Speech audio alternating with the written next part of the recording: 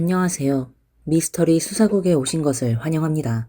어떤 사람들은 태어날 때부터 쓸 돈이 끝이 없습니다. 그들은 매일 고민하는 것이라고는 이번 달 용돈을 어떻게 멋지게 쓸까 하는 일뿐입니다. 그렇다면 그런 사람이 가난한 집에서 살게 된다면 어떻게 될까요? 오늘의 주인공은 항상 자신의 이미지를 신경 쓰는 세피 사마이입니다. 세피의 아버지는 수천만 달러 자산을 가진 부유한 사업가라서 그녀는 어릴 적부터 풍족한 생활을 해왔습니다. 의대 학생이기도 한 그녀는 수만 명의 팬을 보유한 패션 블로거이기도 합니다. 그녀는 다른 사람들이 자신에게 좋아요를 눌러주는 그런 느낌을 즐깁니다. 세피는 런던 북부의 고급 주택 지구에서 살고 있습니다. 이곳에서 편안하게 사는 것은 돈을 많이 쓰는 것을 의미합니다. 카펫 한 개의 가격은 4만 파운드, 약 7,421만 원으로 거실에만 7개가 놓여 있습니다. 세피의 옷장을 열면 다양한 패션 스타일의 신발들로 가득 차 있습니다. 또한 여러 가지 유명 브랜드의 가방과 고급 액세서리도 있습니다. 그녀의 일상적인 식사 비용은 100, 200파운드, 18만원에서 37만원 정도이며 술을 마시면 더 많은 돈을 쓰기도 합니다. 그녀는 그곳이 큰돈이란 걸 알고 있지만 좋아하는 일에 돈을 쓰는 것이 자연스러운 일이 아닌가요? 세피는 한 달에 얼마를 쓰는지 계산할 순 없지만 어쨌든 최소 1만 파운드는 쓴다고 합니다. 차와 보석은 그녀가 원하는 대로 자유롭게 구입하며 자신이 원하는 것은 무엇이든 가지려고 합니다. 그녀의 아버지는 그녀가 원하는 것을 가질 수 있게 하는 능력이 있죠. 하지만 이제 그녀는 가난한 집에서의 삶을 경험할 시간이 왔습니다. 세피에게는 프로그램에 출연하는 것이 중요하지 않았습니다. 중요한 것은 자신에게 새로운 시각을 열어주는 경험이 될 것이라는 점입니다. 그녀의 기숙 가정은 5인 가족입니다. 남편의 이름은 샤카르 후세인, 아내의 이름은 샴남입니다. 샴남은 전업주부로 매일 가족들의 일상을 돌보는 일이 그녀의 일입니다. 샤카르는 약국에서 일하며 주 3일만 근무합니다. 세후 월급은 750파운드, 139만 원이며 약간의 복지 혜택도 받습니다. 하지만 추가적인 수입이 없기 때문에 그들은 항상 월말이 되면 돈이 부족한 생활을 이어가고 있습니다. 부유한 사람이 자신의 집에 와서 생활을 경험할 수 있다는 것이 매우 드문 일이라 가족 모두가 매우 기뻐하고 있었습니다. 출발 전 세피는 언니 시나에게 자신의 계획을 이야기했습니다. 세피는 자신에게 좋은 경험이 될 것이라 생각했지만 언니는 그녀에게 이렇게 말했습니다. 네가 생각하는 게 많겠지만 이런 사람들은 아마 네가 버릇없는 아이라고 생각하고 그걸 싫어할 수도 있어. 세피는 자신이 그들과 잘 어울리지 못할까봐 걱정했지만 자신은 방을 청소하고 정리할 준비가 되어 있다고 말했습니다. 그녀가 해본 적 없는 일이기 때문에 조금 불안했지만 언니는 그녀의 말에 웃으며 말했습니다. 방 청소는 그만두는 게 좋겠어. 너는 머리도 제대로 못 감잖아. 언니의 조롱에 세피는 결심을 굳혔습니다. 그녀는 자신이 모든 사람들과 잘 어울릴 수 있다는 것을 증명하고 싶었던 것이죠. 세피가 도착하기 전 샤카르 가족은 세피에게 좋은 인상을 주기 위해 집을 깨끗하게 청소했습니다. 하지만 집이 좁고 방이 한정되어 있기 때문에 그들은 세피를 위한 숙소를 거실의 소파에 마련했습니다.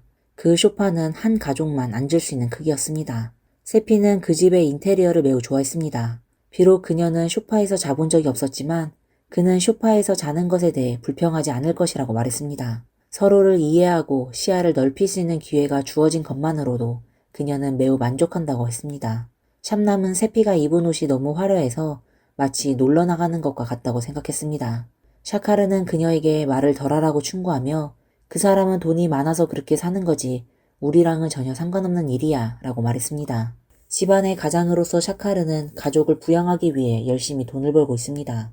그는 셰피가 이렇게 큰 씀씀이로 돈을 쓰는 여자이기 때문에 자립한 적이 없을 거라고 의심하고 있었습니다. 직설적으로 말하자면 만약 세피가 아버지 돈이 없었다면 그녀는 아주 힘든 삶을 살았을 거야 라고 말했습니다. 샤카르는 약사로서 한 달에 750파운드, 139만 원과 몇 가지 보조금을 더해 대략 1490파운드, 276만 원을 벌고 있습니다. 고정 지출만 해도 1000파운드, 185만 원이 필요하고 남은 돈은 490파운드, 90만 원 뿐입니다. 이 금액으로는 가족 모두의 식비, 의류, 기름값, 그리고 기타 갑작스러운 지출을 감당해야 하므로 한 사람당 월 100파운드, 18만 원의 예산밖에 없습니다. 세피에게 100파운드는 한 켤레 신발값에도 미치지 않으니 그녀는 이 가난한 생활의 고통을 어느 정도 이해할 수 있게 되었습니다. 샤카르는 계속해서 말했습니다. 만약 가족 중 누군가가 사고를 당한다면 어떻게 할지 걱정이야. 그는 숨기지 않고 직설적으로 말하며 지금 내 통장엔 50파운드, 92,000원도 없고 내가 아이들에게 줄 수 있는 돈은 이 정도야. 이렇게 많은 사람이 있는 집안에 50파운드도 없다니 정말 마음 놓고 살 수 있을까? 라고 말하며 그가 항상 불안해서 잠을 잘 수 없다고 덧붙였습니다. 세피는 자신이 지금 대학생이라고 말하며 모든 생활비는 아버지가 부담한다고 했습니다. 매달 생활비를 받기 때문에 그녀는 평균적으로 하루에 2번 외식한다고 말했습니다. 한 번에 대략 30에서 40파운드, 55만원에서 74만원을 쓰는데 그녀는 자신이 한 달 동안 먹는 식비가 이 5인 가구의 모든 돈과 같다는 걸 상상하기 어렵다고 했습니다. 샤카르는 이렇게 가정의 아이들이 물건을 사는 것 외에 돈을 어디에 쓰는지 궁금했습니다. 세피가 한번 여행을 갈 때마다 4, 5일 동안의 여행에서 호텔과 항공권을 제외한 비용만으로 5,000파운드, 927만 원을 썼다고 말했습니다. 샤카르는 그녀의 말을 듣고 눈이 휘둥그레지며 충격을 받았습니다. 봤어? 이렇게 큰 돈은 그냥 어린아이의 놀이에 불과한 거야. 그 말에 세피는 어색해하며 난 진짜로 말한 건데 너희가 물어본 거잖아 라고 했습니다. 세피는 샤카르와 샴남이 이걸로 자신을 판단하는 것을 원하지 않았습니다. 두 계층 간의 간극을 알게 된 샤카르는 다소 무너졌습니다. 그는 부유한 집안 자녀들의 돈 쓰는 방식에 실망감을 느꼈습니다. 그는 세피가 금전의 가치를 안다고 말하지만 사실 그녀는 돈을 얼마나 힘들게 벌어지는지 전혀 모른다고 생각했습니다. 저녁에는 세피가 그들과 함께 가정식 저녁을 먹으며 잘 협조했습니다. 샤카르는 세피에게 공부 말고는 뭐 하고 있니? 라고 물었습니다. 세피는 나는 패션 블로거예요. 상점에서 의류를 제공하면 광고를 찍어요. 라고 대답하며 자신이 찍은 모델 사진을 기쁨에 차서 보여주었습니다. 그러나 샤카르와 샴남은 그녀의 집이 화려하다는 것에만 신경을 썼습니다. 그들은 한 개의 카펫 가격이 4만 파운드, 7,421만 원이라는 것을 알고 나서 표정이 바뀌었습니다. 세피는 아빠가 번 돈도 쉽지 않아요. 아빠는 열심히 일해서 지금의 성공을 이룬 거예요. 돈은 하늘에서 떨어지지 않아요. 이 카페트는 정말 가치 있어요. 라고 설명했습니다. 하지만 샤카르는 그건 그냥 좋은 집안에서 태어난 덕분이지. 그럼 아버지가 왜 샤카르에게 돈을 주지 않아? 라고 말하며 세피에게 한 가지 질문을 던졌습니다. 세피, 네가 아버지에게 돈을 이렇게 많이 요구하는 게 맞는 건지 아니면 좀 더 적게 요구해야 하는 건지 한번 생각해 봐야 하지 않겠어? 세피는 샤카르와 샴남의 말에 불편함을 느꼈습니다.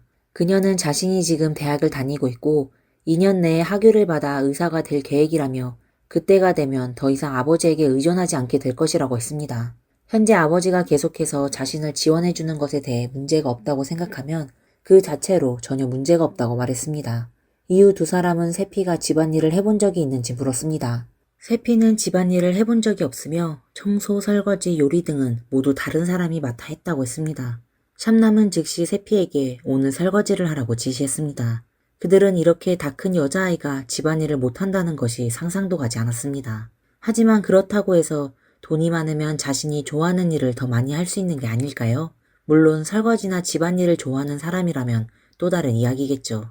세피는 접시를 들고 부엌으로 가서 세제를 들고 마구 눌러서 사용하기 시작했습니다. 잠시 후 그녀는 그 집 가족이 일주일 동안 사용할 만큼의 세제를 다 썼습니다. 이번엔 샤카르가 말했습니다. 그는 자신이 틀리지 않았다고 생각했습니다. 이 소녀는 집에서 너무 많이 버릇없이 자란 탓에 이제 21살이 되어서도 아무것도 할 줄 모른다고 했습니다. 세피는 앞으로는 절대로 설거지를 안 할 거예요. 라고 말했습니다. 그녀는 손에 민감한 반응이 일어나서 예쁜 매니큐어도 거의 망가질 뻔했다고 했습니다. 부유한 집안의 자녀와 일반 사람과의 차이가 이렇게 큰 걸까요? 세피는 언니 시나에게 도움을 청했습니다. 시나는 그녀에게 너무 신경 쓰지 말라고 조언했죠. 세피가 지금 겪고 있는 문제는 자신도 예전에 이야기했던 일이라며 그들이 의심하는 이유는 서로에 대해 잘 모르기 때문이라고 말했습니다. 아마도 부유한 사람들에 대한 호기심과 부러움이 섞여 있을 것이라고 덧붙였습니다. 시나는 모임에 가느라 바빴고 세피는 그 후 영상통화를 끊었습니다. 그리고 나서 세피는 샤카르로부터 초대를 받았습니다. 샤카르는 세피에게 부모의 경제적 지원 없이 사람들이 어떻게 살아가는지 보여주고 싶었습니다. 샤카르는 자신이 세피만큼 어렸을 때 엉망진창이었던 가정을 견디지 못하고 집을 나갔다고 했습니다. 그 당시 샤카르의 주머니엔 단 2파운드밖에 없었고 그는 1파운드로 감자튀김을 사서 공원 근처 벤치에서 11일간 잠을 자며 버텼다고 말했습니다. 샤카르는 세피에게 그 무일푼의 노숙자가 된 느낌을 경험해보라고 했습니다. 자신의 이야기를 하며 샤카르는 눈물을 흘렸습니다. 세피는 2파운드가 자신에게는 커피 한 잔도 못 사는 돈인데 어떻게 그런 상황에서 살아갈 수 있는지 궁금했습니다. 저녁 시간에 샵남은 다시 한번 샤카르의 유랑 경험을 이야기했습니다. 그녀는 세피에게 그 모든 일이 의미가 있다고 말했습니다. 만약 그때 샤카르가 집을 떠나지 않았다면 샵남은 이 남자를 만날 수 없었을 것이고 샤카르와 가정을 꾸리지도 못했을 것이라고 했습니다. 세피는 그들의 이야기에 감동을 받았습니다. 더 감동적인 건 샵남이 당시 아무것도 없던 샤카르와 결혼을 결심한 점이었습니다. 그것이야말로 가장 순수한 사랑이라 생각했습니다. 저녁이 지나고 샵남은 세피에게 이불을 가져다주며 소파에서 자도록 배려했습니다. 샵남은 세피가 머리를 빗고 있는 모습을 보고는 친절하게 그녀의 머리 상태가 정말 좋다고 칭찬했습니다. 세피는 기쁘게 말했습니다. 제 머리는 부모님이 도와서 관리해주세요. 거의 매일 저희 머리도 빗어주시죠. 세피는 그냥 말을 했지만 그 말이 샤카르에게는 큰 웃음거리가 되었습니다. 샤카르는 세피가 21살이 되도록 머리도 못 빗는다는 것을 보고 한참 웃으며 그녀를 조롱했습니다. 다음날 아침 세피는 여전히 화려하게 꾸며져 있었습니다. 그녀는 샤카르 부부에게 어젯밤 잘 잤다고 말했습니다. 샤카르는 세피에게 아침으로 무엇을 먹는지 물었습니다. 세피는 자신이 늦게 일어나서 제대로 된 식사는 하지 않는다고 했습니다. 대신 엄마가 뜨거운 물을 끓여놓고 오트밀을 준비해 아침으로 먹는다고 설명했죠. 샤카르는 세피가 전혀 자립적인 능력이 없다고 생각했습니다. 그리고 그는 계속해서 세피의 머리 이야기를 끌어냈습니다. 세피는 머리가 길어서 관리가 어려운 점을 설명하려 했지만 말도 끝나기 전에 샤카르가 끼어들었습니다. 처음부터 끝까지 네가 스스로 할 수 있는 일이 뭐가 있어? 21살인 사람이 뜨거운 물을 끓이는 것도 엄마에게 맡긴다면 정말 너무 응석을 부린 거 아닌가? 너무 애지중지 키운 것 같아. 세피는 평온한 목소리로 말했습니다. 당신은 저를 잘 모르고 한쪽 면만 보고 비판하고 있어요. 제 전체 생활을 알게 된다면 저에 대해 다르게 생각할 수도 있을 거예요. 끝까지 당신은 제 경제 상황만 신경 쓰고 있네요. 아마 제가 당신이 원하는 또는 제 나이에 맞는 독립적인 기준에 부합하지 않겠죠. 하지만 저도 많은 일을 스스로 해왔어요. 비판은 계속 되겠지만 괜찮아요. 왜냐면 당신은 자기의 의견을 말할 권리가 있으니까요. 여기서 한마디 덧붙여야 할 점은 의학을 전공하는 이 젊은 여학생이 정말 대단하다는 것입니다. 비록 어리고 집안일은 잘하지 못하지만 사람을 대하는 태도와 매너는 매우 친절하고 교양이 넘칩니다. 또한 그녀는 소셜미디어에서 일정한 인지도를 가진 블로거이기도 합니다. 이런 능력만으로도 많은 사람들이 평생 이루지 못할 일들을 그녀는 이미 해낸 셈이죠. 사카르는 자신이 부유한 사람을 싫어하는 것이 아니라고 다시 강조했습니다. 그의 말은 세피가 좀 더 독립적으로 자신이 해야 할 일을 해봐야 한다는 것이었습니다. 그래서 샤카르는 세피에게 50파운드를 주고 일주일치 식료품을 사오는 일을 맡겼습니다. 세피는 예산 개념이 없었지만 정말 열심히 계획하려고 했습니다. 그녀는 쇼핑카트를 밀며 계산기를 들고 샤카르 가족에 맞는 음식을 고르기 시작했습니다.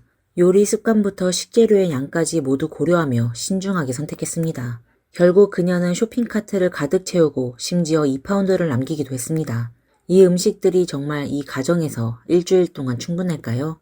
세피는 자신이 고른 할인 채소들을 자랑스럽게 꺼냈습니다. 이건 2개 사면 하나 더 주는 거예요.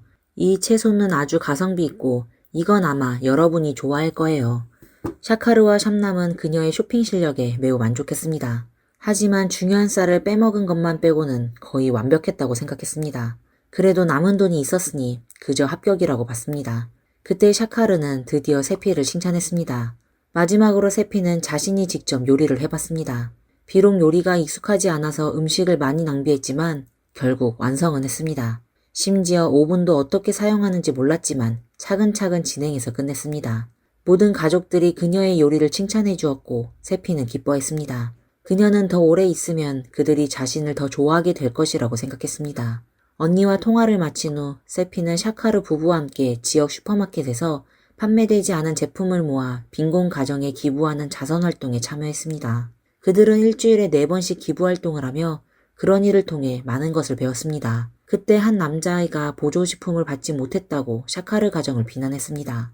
샤카르는 그 남자아이에게 아이의 부모가 와야만 보조식품을 받을 수 있다고 설명했고 이는 세피에게 큰 충격을 주었습니다. 그 후 세피는 자신과 비슷한 배경을 가진 젊은 부유한 집안의 여성을 만났습니다. 하지만 그녀는 결혼 후 남편이 15채의 집을 모두 팔고 돈을 가지고 도망가서 지금은 매우 힘든 상황에 처해 있었습니다. 그녀의 이야기를 들은 세피는 많은 것을 느꼈고 초기에 돈을 모아두는 것이 얼마나 중요한지 깨달았습니다.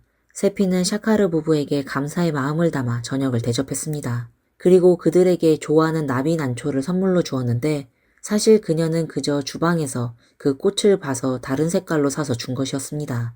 그 부부는 세피에게 작은 선물을 주었고 그 선물은 그녀의 보석보다는 가치가 없었지만 진심이 담겨 있어 더욱 값진 선물이었습니다. 오늘의 이야기는 여기까지입니다. 오늘의 이야기에 대해 여러분은 어떻게 생각하시나요? 댓글로 여러분의 생각을 공유해주세요. 좋아요와 구독, 공유도 잊지 말아주세요. 지금까지 미스터리 수사국이었습니다. 그럼 다음 시간에 다시 찾아뵙겠습니다. 감사합니다. 사람들이 붐비는 수영장에서 한 여자가 기이하게 사라졌습니다. 늦은 밤 여러 소년들이 수영장 수면에 떠 있는 사람을 발견하였습니다. 9살 소년이 충격적인 사실을 얘기했었는데 진실이었을까요? 아니면 거짓말이었을까요? 이틀 동안 수백 명의 사람들이 수영장에서 놀고 있었는데 왜 아무도 물속에 있는 여자를 발견하지 못했을까요? 누가 그녀의 안타까운 일에 책임져야 했을까요? 수년간 수영장을 운영해온 운영진은 형사처벌은커녕 아무런 책임도 지지 않았다? 그 해 도대체 무슨 일이 있었던 걸까요? 안녕하세요 여러분, 미스터리 수사국입니다. 지금 바로 미국 매사추세츠주 브리스톨에서 발생한 기이한 수영장 사건에 대해 소개해드리겠습니다.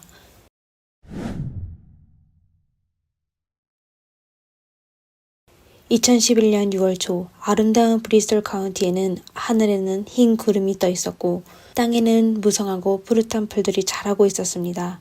이 작은 마을 라파예트 공원에 있는 베트남 태역군이 기념 수영장은 무더운 여름에 사람들에게 시원함을 더해줄 준비를 하고 있었습니다. 직원들은 수영장을 깔끔하게 청소하고 물을 채우며 오픈 준비를 하고 있었습니다. 2011년 6월 25일 정오가 되자 수영장 앞에서 기다리던 사람들은 안으로 들어가기 시작하였습니다. 하지만 그들을 기다리는 수영장의 물은 아주 탁하였습니다.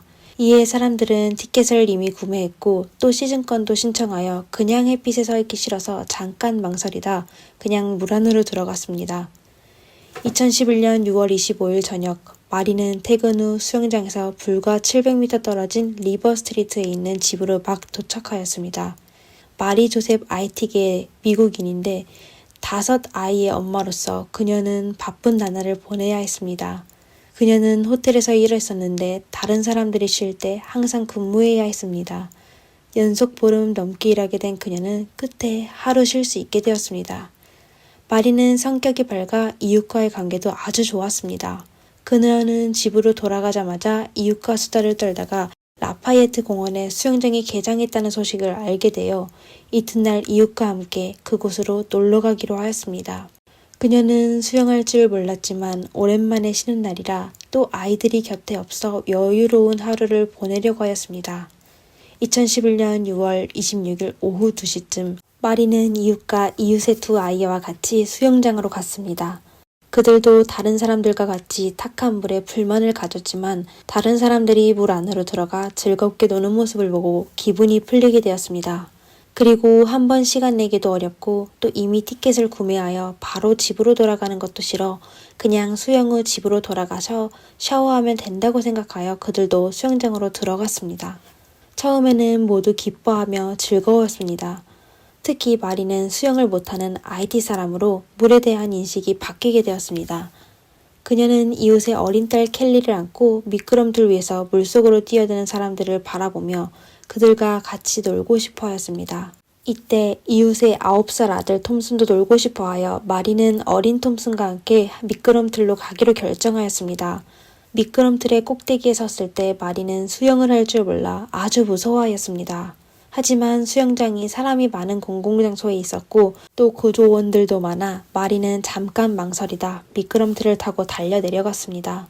물소리와 같이 마리와 톰슨은 미끄럼틀에서 물속으로 내려갔습니다. 그러다 얼마 지나지 않아 톰슨은 수영장을 나왔는데 마리가 내려온 후 여러 사람들이 차례로 물속으로 들어갔지만 그녀는 나타나지 않았습니다. 3분 뒤 통제실에 있던 당직자는 사람들이 물속으로 들어갔는데 보이지 않아 이상해하여 바로가 확인했었는데 그제야 물이 너무 탁하다는 걸 발견하게 되었습니다.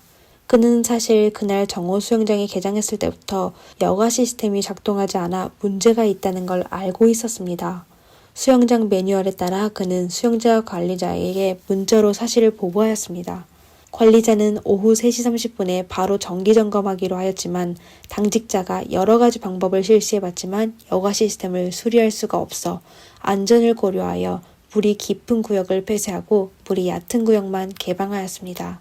그러다 오후 5시 수영장은 문을 닫게 되었습니다.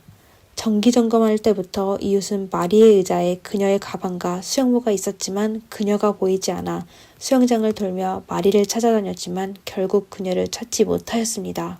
이웃은 마리가 평소에도 놀다가 갑자기 일 때문에 떠난 적이 있어 이번에도 너무 심각하게 받아들이지 않았습니다. 그리고 추후 그녀를 다시 만나게 되면 그녀에게 왜 아무 말 없이 떠나 본인이 그녀를 계속 찾게 했다고 따지려고 하였습니다. 이웃은 마리의 물건을 집으로 들고 가지 않았는데 우선 그녀는 본인과 2명의 자녀의 물건도 들어야 하여 어쩔 수가 없었던 거고 또 마리가 결국 물건을 챙기러 돌아올 거라고 확신해서입니다.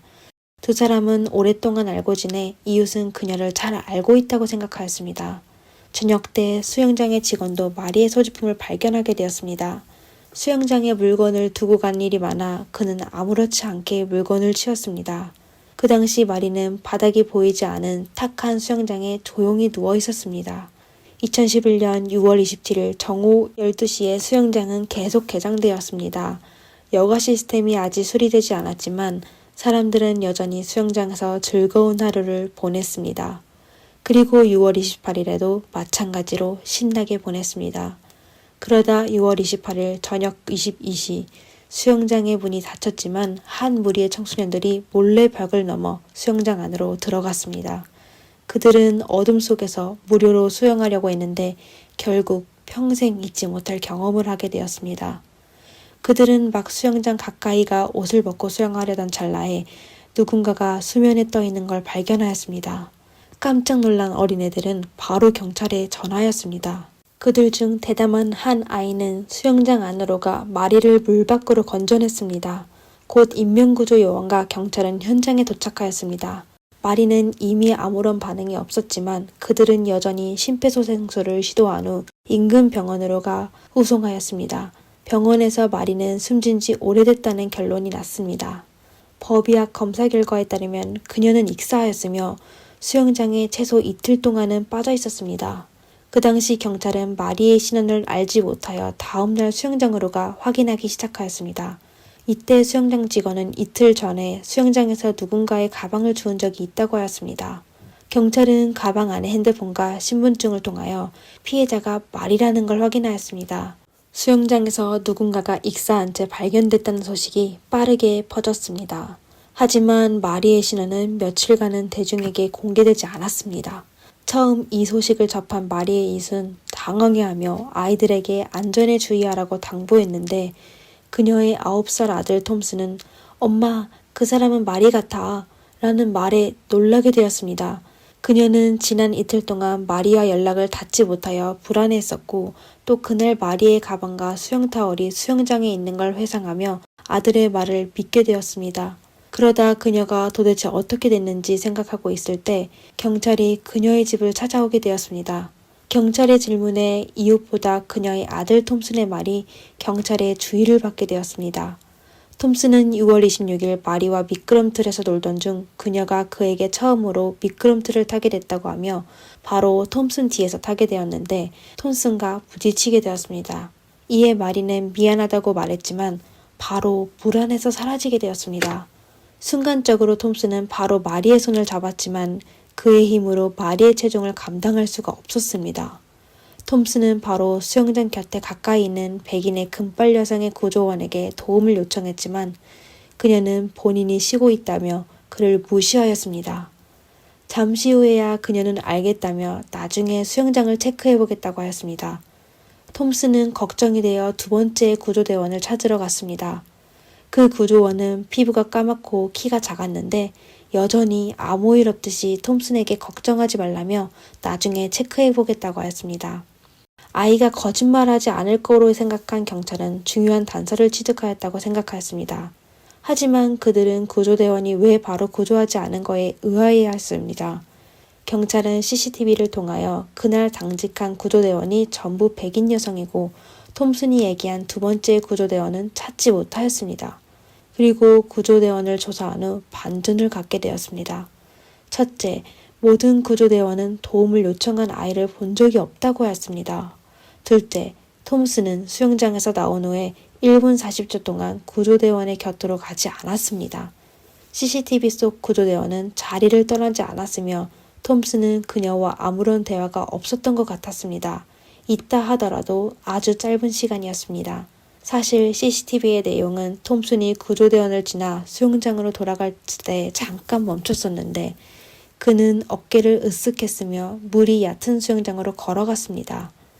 가장 중요한 건 마리가 실종된 과정이 CCTV에 찍혔는데 오후 3시 18분 32초에서 39초 사이에 마리는 2번 수면에 뜨게 되었지만 그 후 다시 드러나지 않았습니다. 그리고 그녀의 주변에 있는 사람들은 전부 그녀를 보지 못하였습니다. 그리고 몇 초 동안 채 지나지 않아 마리가 가라앉은 자리에 또 다른 사람이 물에 빠졌었는데 그는 바로 수면에 다시 나타나게 되었습니다. 동영상으로 봐 마리는 6월 26일에 수영장에서 익사한 거로 나타났는데 그녀가 스스로 떠오를 때까지 수영장은 이틀 동안 정상 영업을 했었습니다.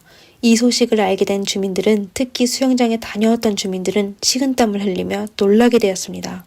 그리고 그들은 마리가 물에 빠졌을 때 왜 구원을 요청하지 않았는지 궁금해하였습니다. 사람이 그렇게 많았는데 왜 누구도 눈치채지 못했을까요?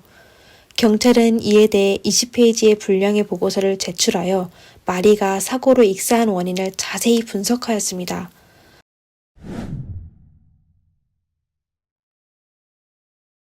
사건의 원인은 수영장에 탁해진 물에서 시작됩니다.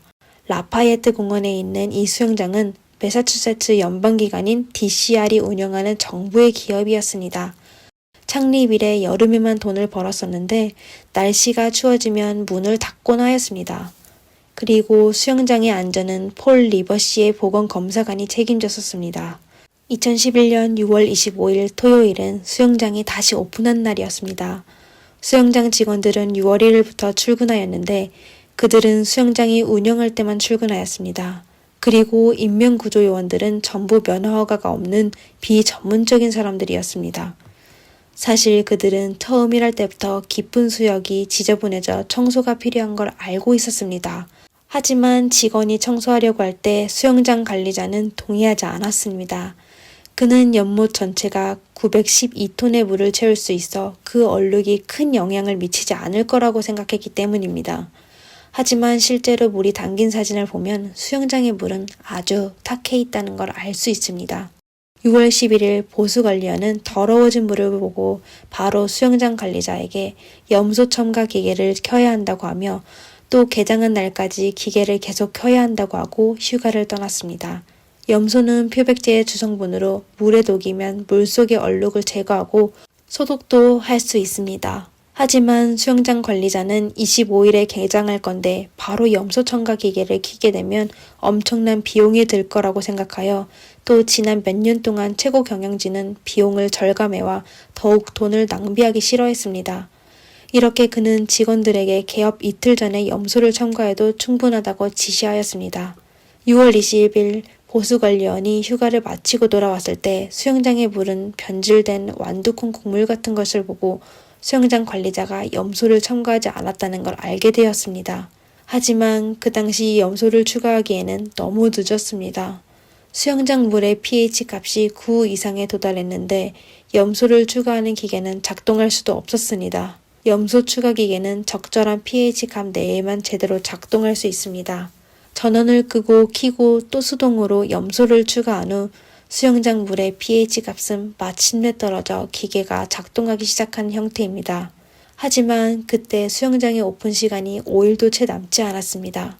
상급자가 6월 25일에 오픈하라고 지시했는데 지금 물에 문제가 생겼다고 관리자는 만약 사실대로 보고를 하게 되면 무조건 혼날 거라고 생각하여 또 이제 막 관리자로 승진하여 그는 상사에게 걱정하지 마세요. 모든 게 정상적으로 진행되고 있습니다. 라고 거짓말을 하였습니다. 6월 25일 수영장은 공식적으로 대중에게 오픈되었습니다. 수영장이 오픈될 때 염소가 독성이 있어 인간의 호흡기 점막을 손상해 기계는 작동할 수가 없었습니다. 따라서 염소 기계를 끈 후 또 사람들이 놀고 있어 수영장은 더욱 탁해져 염소 첨가 기계는 다시 작동할 수 없게 되었습니다. 수영장 관리자는 직원을 시켜 수동으로 염소를 추가하게 했지만 아무 소용이 없었습니다. 6월 26일 오후 3시 30분 수동 염소 첨가가 실패하게 되어 당직 직원은 사람들을 불러 물이 얕은 수영장만 사용하게 하였습니다. 경찰은 조사 과정에서 수영장의 바닥에서 나뭇잎과 머리카락, 반창고, 머리끈, 그리고 신문지 등을 발견하였습니다. 그리고 발견된 물건들은 전부 오래된 물건이었는데 전부 바닥이나 배수구 근처에 불어 있었습니다. 상황이 얼마나 최악인지 알 수 있을 겁니다. 현지의 법에 따르면 수영장 안에 직경이 6인치, 즉 15.24cm가 되는 검은색 원형판을 넣어보지 않으면 수영장을 개업할 수 없어 개업날 걱정이 많았었습니다. 그는 수영장이 오픈한 내내 곁에서 체크리스트를 체크하며 주민들이 즐겁게 지내는 걸 보고 안심해하며 떠났습니다. 떠나기 전 그는 담당 직원에게 무슨 일이든 있으면 전화달라고 하였습니다. 관리자는 경찰의 질문에 수영장이 오픈했을 때 물질은 아무런 문제가 없었다며 그는 심지어 수영장 바닥에 있는 검은 선까지 보였다고 하였습니다. 하지만 사실 수영장 바닥에는 검은 선은 보이지 않았습니다. 그리고 마리의 사진을 보면 물이 아주 탁했으며 또 마리가 물에 빠졌을 때 사람들은 물속에 있는 그녀를 전혀 보지 못했다는 걸 알 수 있습니다. 더구나 수영장에는 깊은 수역과 얕은 수역을 구별할 수 있는 명확한 표시나 경고 표시가 없었습니다. 그리고 물이 너무 탁하여 마리는 미끄럼틀을 타기로 결정했을 때 수영장이 3.66m의 깊이라는 사실을 전혀 몰랐을 가능성이 높았습니다. 이에 사람들은 물에 빠진 마리는 그 당시 왜 살려달라고 소리치지 않았냐고 물었습니다. 사람들은 사람이 물에 빠지게 되면 소리를 지르거나 물 안에서 발버둥 치며 물을 세게 때릴 거라고 생각했습니다. 그리고 사람의 몸은 본능으로 팔을 휘둘리며 물 밖으로 나오려고 노력하게 됩니다. 하지만 사람이 만약 전혀 움직일 수 없게 되면 또 다른 상황입니다. 그런 사람은 도움 요청을 외칠 수가 없으며 자신이 물 위로 올라갈 행동도 할 수가 없습니다. 그리고 수면에 오랫동안 뜨지 못하여 숨을 쉬기도 전에 물이 입안으로 채어 더욱 살려달라고 할 수가 없었습니다. 그런 사람들은 옆에 구명조끼가 있다더라도 구명조끼를 만지기조차 어렵고 누군가가 도와주지 않는 이상 버티기도 아주 힘듭니다. 그렇다면 톰슨은 왜 거짓말을 했을까요? 그건 오늘날까지도 미스터리로 남아있었는데 톰슨의 설명과 다른 한 인명구조 요원은 그날 오후 3시 30분쯤 한 아이가 이모 아니면 엄마를 봤냐고 중얼거리는 소리를 들었던 것 같다고 말했었습니다. 하지만 아이는 말을 마치자마자 사라져 인명구조 요원은 별로 심각하게 받아들이지 않았었습니다.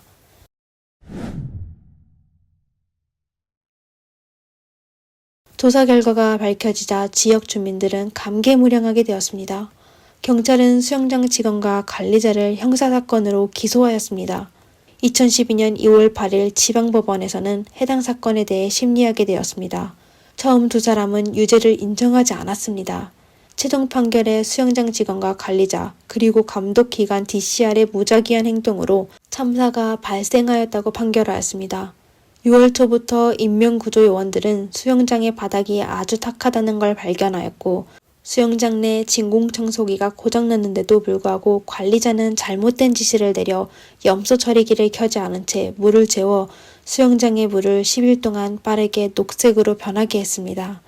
개장 5일 전에 이미 상황은 발견되었는데 수습하기에는 너무 늦었습니다. 이에 따라 수영장 물의 가시성은 0.6m에서 0.9m에 불과했습니다. 다시 얘기하자면 마리는 매우 불안전한 환경에 있었던 겁니다.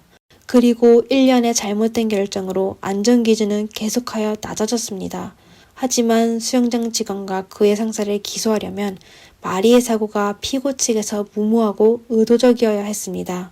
그러나 연방정부는 피고인이 마리가 숨졌을 때 무모하고 고의적인 행동을 하지 않아 따라서 이 두 사람은 이번 사건과 직접적인 관련이 없어 기소되지 않을 거라고 하였습니다. 미국 법률의 규정에 따르면 수영장이 폐쇄된 후 직원은 수영장의 바닥을 청소해야 했습니다. 하지만 마리는 6월 26일부터 6월 28일까지 수영장 바닥에 있었는데 발견되지 못하여 그들은 법을 위반한 겁니다. 이렇게 간단한 사건을 기소하는데 1년의 시간이 걸렸습니다. 그리고 또 하나의 규칙으로 피고인 2명은 1년 내에 범행을 저지르지 않아 사건이 기각되었습니다. 추후 2명의 변호사가 마리의 유산 배정 법정에 나타나 그들은 마리의 자녀들을 대신하여 수영장 관리업체인 DCR을 상대로 소송을 제기하였습니다. 그들은 미화로 최대 10만 달러, 하나로 약 1억 3천만 원의 배상금을 받을 수 있었습니다. 그리고 만약 DCR이 중대과실이 있다는 걸 증명할 수 있으면 배상 금액은 제한이 없을 겁니다. 결국 양측은 비공개적인 합의를 하게 되어 정확한 배상금은 발표되지 않았습니다. 이 사건이 발생한 이후 DCR은 관리하는 모든 수영장을 폐쇄하고 재검사를 요구하였습니다. 그리고 인명구조요원과 수영장 관리자에 대한 교육을 더욱 철저하게 진행하였습니다. 사건이 발생한 수영장은 현재까지도 정상 운영되고 있는데 원래 일하던 직원들은 전부 해고되고 수영장 장비를 수리하고 업그레이드 하는데 거의 50만 달러, 하나로 약 6억 7천만 원을 투자했습니다. 그리고 그들은 인명구조요원을 더욱 많이 고용하고 깊은 물의 수위를 얕게 만들고 미끄럼틀을 해체하였습니다. 지금의 수영장 물은 매우 깨끗하고 맑은데 지금이서야 정상적으로 물 안을 볼 수 있을 정도가 되었습니다. 마리의 예상치 못한 사고는 DCR이 잘못된 시스템을 전부 바꾸게 했는데 한 사람의 목숨으로 공공시설의 안전함을 바꾼다는 건 너무나도 높은 대가였습니다. 특히 마리가 세상을 떠나게 되어 어머니의 사랑을 더 이상 받지 못한 5명의 아이들은 가장 불쌍했습니다. 어머니 없이 자라게 된 그들은 완전히 다른 삶을 살게 될 것입니다. 이번 사건의 DCR의 잘못이 가장 명백했습니다. 우리가 경계하고 반성해야 할 것은 안전해 보이는 공공장소에서 개인의 안전을 어떻게 보장해야 하는 겁니다. 사람의 목숨은 때로 아주 소중하고 약한 존재입니다. 자신의 목숨에 책임져야 본인의 안전을 지킬 수 있지 모든 걸 다른 사람에게 의존해서는 안 됩니다. 사람이 어떤 사소한 잘못으로 목숨을 잃을 줄은 아무도 예상하지 못할 겁니다. 오늘의 영상은 여기까지입니다. 영상을 재미있게 보셨다면 좋아요와 구독 부탁드립니다. 다음 영상에서 뵙겠습니다. 안녕하세요. 미스터리 수사국입니다. 오늘은 한 여경의 사건에 대해 소개해드리겠습니다. 그녀는 6년 동안 해마다 사람 한 명을 숨지게 했는데 멈출 생각을 전혀 하지 않았습니다. 그럼 정의로웠던 여경은 어떻게 점차 연쇄로 사람을 해치는 범인이 되었을까요? 이 이야기는 남아프리카 공화국의 요하네스버그에서 시작되었습니다. 요하네스버그는 남아프리카에서 가장 큰 도시이며 빈민가가 곳곳에 퍼져 있는 곳이었습니다. 심각한 빈부격차의 그곳에는 범행 사건이 아주 빈번했었는데요. 오늘 사건의 주인공 로즈메리 들로브가 바로 이 빈민가에서 태어났습니다. 1975년에 태어난 그녀는 6명의 형제자매가 있었는데 가정 형편이 안 된 모든 아이를 교육시킬 여유는 없었습니다. 로즈메리는 운이 좋은 아이로 고등학교를 졸업한 후 경찰이 되었는데요. 경찰의 직업이 아주 안정적이고 수입도 많아 로즈메리의 가족은 매우 자랑스러워했습니다. 그녀에 비해 나머지 형제자매는 가난에서 벗어나지 못하고 심지어 어떤 사람은 집세마저 지불할 여유가 전혀 되지 않았습니다. 하지만 수입이 가장 많은 로즈메리는 가족에게 도움을 거의 주지 않았습니다. 하지만 그녀의 남자친구 마바사와는 여자친구와 정반대였습니다. 마바사와 로즈메리는 2011년에 만나게 되었는데요. 그는 미국 영사관에서 운전기사로 일했었는데 연봉이 꽤 괜찮았습니다. 마바사에게는 13명의 형제자매가 있었고 그들 중 대부분은 힘들게 살고 있었습니다. 이에 마바사는 월급의 일부를 가족들에게 나눠줬었는데요. 사실 로즈메리는 도박 중독이 되어 돈만 있으면 항상 근처의 카지노로 가 도박을 하였습니다. 남아프리카의 빈민가에 불법 사건이 잦아 로즈메리는 가난한 친척들에게 보험을 가입하게 하여 가족들에게 무슨 나쁜 일이 생기면 보장할 게 있어야 하는 게 아니냐고 했습니다. 하지만 가난한 친척들은 생계를 유지하는데도 매우 힘들어 보였는데요. 보험 가입하는 돈을 어떻게 마련할 수 있을까요? 이때 항상 인색한 로즈메리는 이상하게 경찰의 신분으로 적극적으로 친척들을 도와 보험을 신청하게 했습니다. 하지만 사실 그녀는 친척들 몰래 보험을 가입한 거고 수익자를 본인의 이름으로 적었습니다. 그리고 그들은 하나둘씩 사고로 세상을 떠나게 되었습니다. 2012년 3월에는 로즈메리의 사촌동생 위트니스는 첫 번째로 사고를 당하게 되었는데요. 위트니스가 거주하는 곳에는 범행 사건이 자주 일어나 경찰은 그와 같은 가난한 사람이 실종하게 되면 자세히 조사하여 확인할 여력이 안 되었습니다. 위트니스의 가족은 할 수 없이 로즈메리에게 부탁하여 그를 찾아달라고 도움을 요청하였습니다. 로즈메리는 아주 적극적으로 조사에 나서 며칠 만에 요하네스버그 북쪽의 작은 마을인 올리판츠 폰테인에서 이미 숨지게 된 위트니스를 발견하게 되었습니다. 하지만 안타깝게도 경찰은 가난한 사고를 당한 거에 그냥 대충 수사하기만 하였습니다. 심지어 위트니스의 보험 기록도 확인하지 않았습니다. 사실 그의 보험 증권을 확인하면 아주 이상한 점을 발견할 수 있을 것입니다. 위트니스는 아내의 이름이 로즈메리로 적혀 있었는데요. 로즈메리는 본인이 사촌동생의 아내라고 서류를 위조한 것입니다.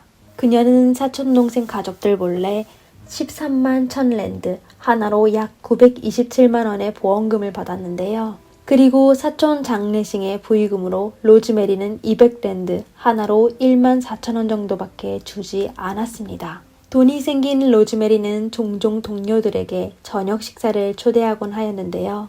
그러다 그녀의 동료들은 로즈메리가 카지노에 가기만 하면 밥을 사주지 않고 본인이 도박하다 또 돈을 잃게 됐다고 불평하는 걸 발견하게 되었습니다. 분명 로즈메리의 월급은 더 이상 그녀가 도박하는 거에 만족시키지 못했습니다. 이렇게 그녀는 다른 가족을 모색하기 시작하여 여동생 오드리로 선택하게 되었는데요. 로즈메리는 여동생에게 전화를 걸어 같이 저녁 먹자고 약속하였습니다. 오랫동안 언니와 연락을 하지 못한 오드리는 그녀의 전화를 받고 몹시 가난하지만 언니를 집으로 초대하여 집에서 식사하기로 했습니다. 다음날 아침 로즈메리는 갑자기 경찰서로 전화하여 오드리와 연락할 수 없다며 경찰에게 여동생의 집으로 가 확인해달라고 요청했습니다. 경찰이 현장에 도착했을 때 오드리는 이미 숨진 지 오래되었습니다. 위트니스 사건과 마찬가지로 경찰은 이번 사건에도 열심히 조사하지 않았습니다. 이번에 로즈메리는 여동생의 보험금 71만 7천 랜드, 하나로 약 5,074만 원을 받게 되었습니다.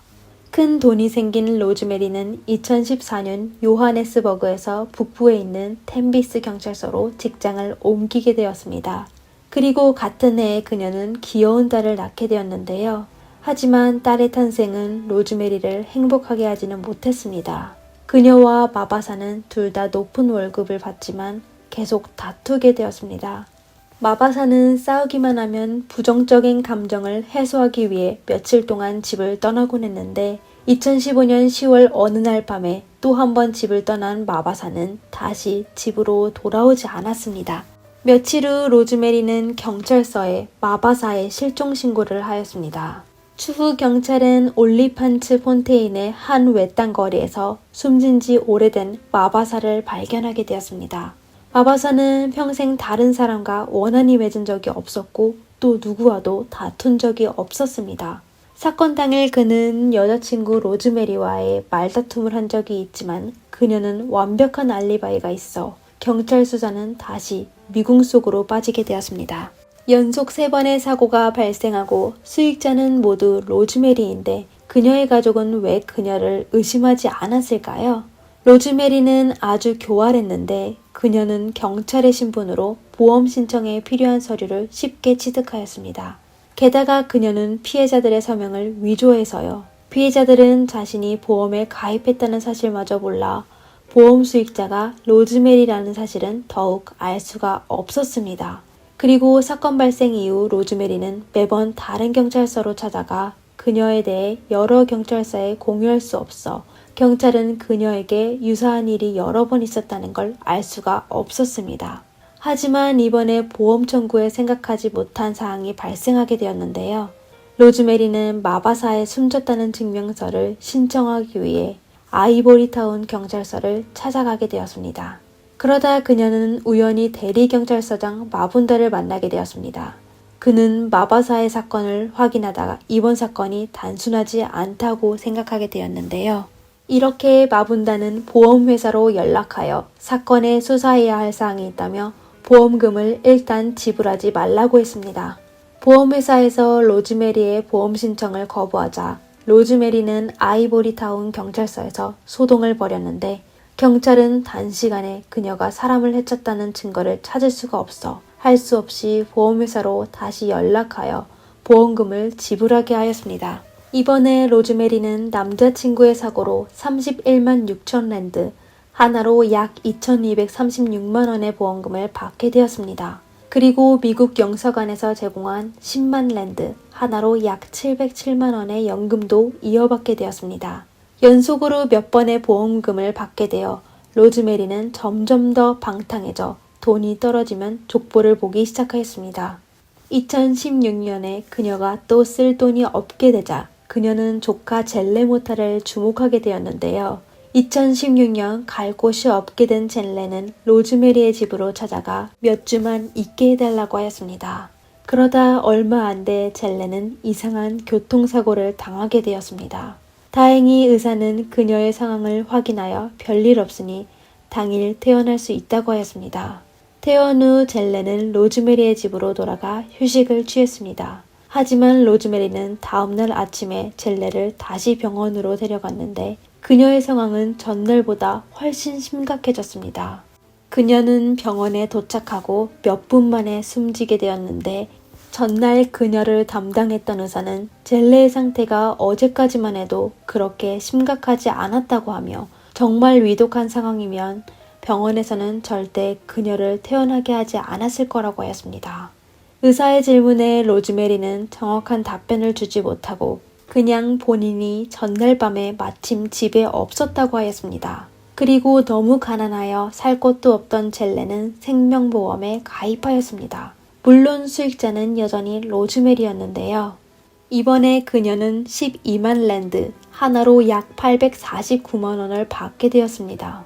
그리고 그때부터 아이보리타운 경찰서장 마분다 외에도 다른 사람도 그녀가 이상하다고 느껴지게 되었습니다. 그가 바로 템비사 남부경찰서의 보로르카 서장이었습니다. 2016년 12월 그의 관할 경찰서에 갑자기 20명이 넘는 사람들이 몰려들어갔습니다. 그들은 전부 로즈메리의 빚쟁이였습니다. 보로르카 국장은 로즈메리를 조사한 후 그녀의 행방이 아주 의심스럽다고 생각하게 되었습니다. 하지만 그녀를 기소하기에는 충분한 증거가 없었습니다. 이렇게 로즈메리는 악행을 계속하게 되었습니다. 2017년 4월 로즈메리의 조카 마예니가 실종되었습니다. 사고가 발생하기 전에 로즈메리는 마예니를 주유소로 데려갔습니다. 다음날 경찰은 로즈메리에게 전화하여 오리판스 폰트에서 숨진 마예니를 발견했다고 말했습니다. 하지만 이번엔 보험회사에서 로즈메리를 의심하기 시작했습니다. 보험증권에 로즈메리는 조카 마예니를 남편으로 기재했습니다. 하지만 보험회사에서 두 사람의 혼인신고를 요구하자 그녀는 제시할 수 없다고 말했습니다. 이렇게 보험회사는 그녀의 보험 청구서를 통과시키지 않았습니다. 2018년 로즈메리는 자신의 목표를 여동생 오드리의 아들 브릴리언트 마셰고로 정하게 되었습니다. 2018년 1월에 경찰은 길가에서 숨진 브릴리언트 마셰고를 발견하게 되었는데요. 추후 경찰 조사에 마지막으로 피해자를 본 사람이 로즈메리라는 걸 알게 되었습니다. 이번에 보험 신청서에 로즈메리는 마셰고를 자기 아들이라고 기록하였습니다. 지난번과 마찬가지로 보험회사에서 마셰고의 출생증명서를 제출해달라고 요청했을 때 로즈메리는 이번에 보험배상도 또 받을 수 없다는 걸 깨달았습니다. 그녀는 이미 도박으로 엄청 많은 빚을 지게 되어 가장 돈을 빨리 벌 수 있는 악독한 짓을 계속해야 했습니다. 이번에 그녀는 다른 한 명의 여동생 조이스를 해치기로 결정하였습니다. 조이스는 5명의 아이를 낳았는데 그중 가장 어린 아이는 겨우 6개월밖에 안 되었습니다. 늘 그렇듯이 로즈메리는 자신의 알리바이를 만들기 위해 자신을 도울 수 있는 사람을 찾기 시작했습니다. 이번에 그녀는 본인이 2011년에 체포한 비센트라는 남자를 찾아갔습니다.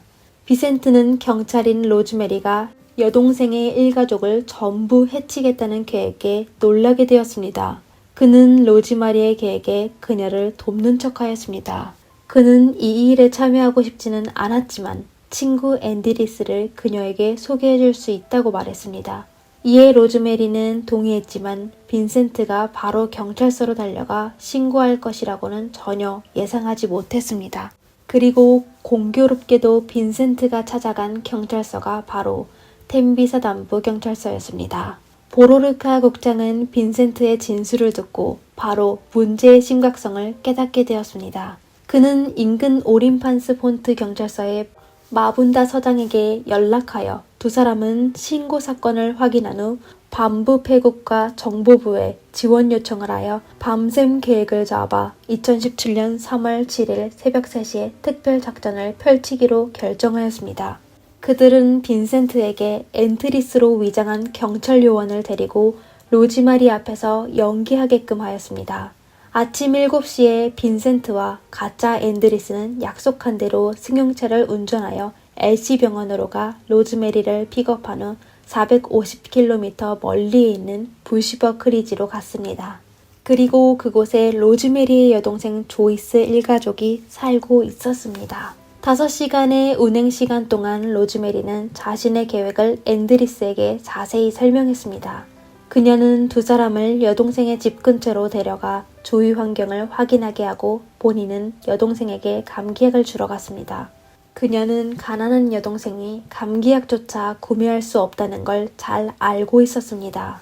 로즈메리는 여동생에게 그녀가 감기에 걸리면 빨리 약을 먹어야 된다며 아이들에게 전염되면 안 좋다고 하였습니다. 하지만 그 약은 사실 수면제였습니다. 로즈메리는 여동생 몰래 집 열쇠를 훔쳐 문 밖에도 날이 어두워지면 남자들이 여동생의 집으로 들어가 범행을 저지르게 하고 본인은 이미 병원에 돌아가 완벽한 알리바이를 만들 수 있을 거라 생각했습니다. Ningangena nibahame ngingabashisa mara ukugwaza nokudubula ngimnikezele la philisi mjabuzo yabona nangithi manje kuzingena isizini yomkhuhlane ngithi niwaphuze mani lala ngoba ayalalisa ukungena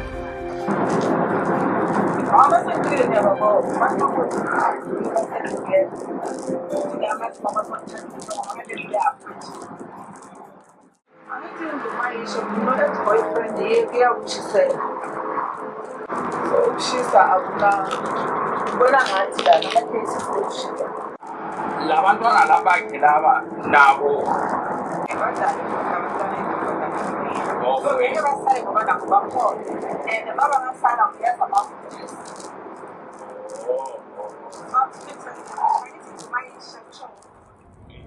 부시버 크리지에 도착한 후 로즈메리의 뒤를 따라간 경찰은 바로 악독한 그녀를 체포하여 그녀의 동생 조이스 앞으로 데려갔습니다. 그리고 조이스에게 그녀의 악독한 계획을 알려줬습니다. 경찰의 진술을 듣게 된 조이스는 통곡하며 그게 사실이 아니라고 하였습니다.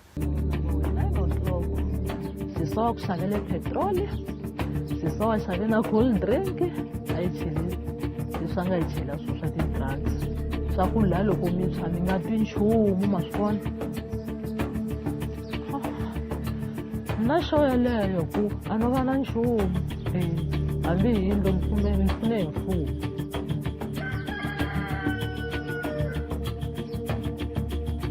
하지만 로즈메리의 행위는 여러 사람을 놀라게 했습니다.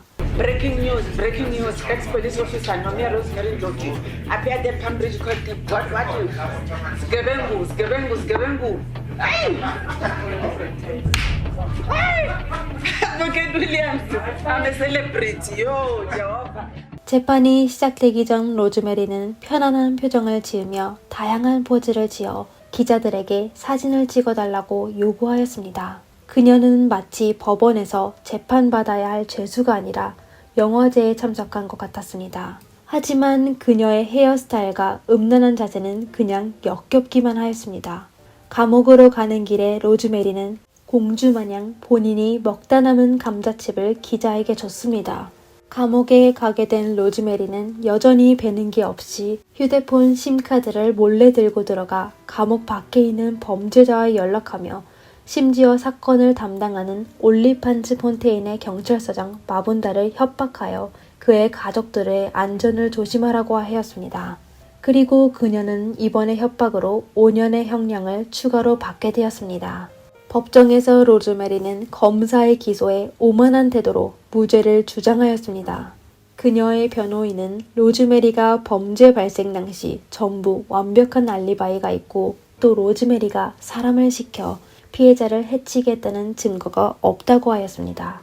검찰은 53명의 증인을 불러 그녀가 범행을 저질렀다는 직접적인 증거가 없이 잠재량의 간접 증거로 그녀가 모든 사건에 연루되었다는 걸 증명하였습니다. 모든 피해자가 마지막으로 본 사람은 전부 로즈메리였는데 휴대폰 전화의 위치 추적을 통해 경찰의 추측을 증명하였습니다. 뿐만 아니라 경찰은 로즈메리의 집을 수색하여 놀라운 사실도 발견하게 되었습니다. 그녀의 집 탁자 위에는 보험 증권 서류가 잔뜩 쌓여 있었는데 문서 옆면에는 그녀의 가족들의 이름이 적힌 리스트가 있었습니다. 그 중에 4명의 이름이 표시됐는데 여동생 조이스의 이름 외에 다른 여동생 이본과 조카 글래디스 그리고 어머니 마리아의 이름이었습니다. 이에 경찰은 그들이 로즈메리가 다음 해치려는 사람들이라고 추측하였습니다. 분명 그녀의 범행이 발견되지 못했다면 그녀들은 참변을 당했을 것입니다. 오랜 시간의 재판 끝에 2021년 11월 판사는 마침내 로즈메리에게 6개의 종신형과 보험 사기죄 유기징역 40년, 사람을 고용하여 다른 사람을 해치게 한 죄로 70년의 유기징역과 범행을 계획한 죄로 10년의 유기징역을 선고하였습니다. 로즈메리는 감옥에 갇히게 된 후에도 본인의 범행을 인정하지 않고 어떤 사람을 고용하여 사람을 해친 것도 전혀 얘기하지 않았습니다. 추후 경찰은 로즈메리가 2006년부터 생명보험에 가입 시작한 걸 알게 되자 그녀가 해친 사람이 6명보다 훨씬 많은 것으로 추측하였습니다. 그중 그녀의 첫 번째 아들 잔티라는 13살 소년도 포함되었습니다. 로즈메리는 남자친구 마바사를 만나기 전에 결혼한 적이 있었는데 그녀는 남편 코자와 결혼하여 아들 잔티를 낳게 되었습니다. 하지만 로즈메리의 결혼 생활은 남편이 세상을 떠난 걸로 끝나게 되었습니다. 그리고 이상하게도 로즈메리는 갓 태어난 잔티를 어머니 마리아에게 보내 키우게 했습니다. 뿐만 아니라 이후 10여 년 동안 그녀는 아들 잔티를 한 번도 집으로 데려가지 않았습니다. 아마 그녀가 가족들에게 애정이 없어 그들에게 그런 악독한 짓을 하게 된 것이었습니다. 그러다 2008년 잔티가 13살 때 그는 어머니 로즈메리가 보낸 문자를 받게 되었는데 그녀는 아들에게 방학을 같이 보내자고 하였습니다. 하지만 불쌍한 잔티는 이번의 방문이 처음이자 마지막으로 어머니와 같이 지내게 될 시간이라는 걸 전혀 생각하지 못했습니다. 어머니의 집에 도착한 지 얼마 안 돼 어린아이는 응급실로 이송되었는데 결국 숨지게 되었습니다. 병원 측은 그가 알 수 없는 이유로 숨지게 됐다는 결론을 내렸습니다. 잔티는 생명보험에 가입하지는 않았지만 그의 친부는 아이에게 적지 않은 재산을 남겼으며 아들이 18살 때 재산을 물려받을 수 있게 했습니다. 이제 잔티가 사고로 세상을 떠나게 되어 그 재산은 당연히 로즈메리가 받게 되었습니다. 로즈메리의 이야기는 여기서 끝나게 되었는데요. 오늘날까지 누구도 그녀가 얼마나 많은 사람들을 해쳤는지 모릅니다. 그녀의 눈에 가족들은 마치 현금 인출기와 같았습니다. 그녀에게 돈만 중요하지 다른 모든 건 아무런 의미가 없었습니다. 이상 미스터리 수사국이었습니다. 시청해주셔서 감사합니다.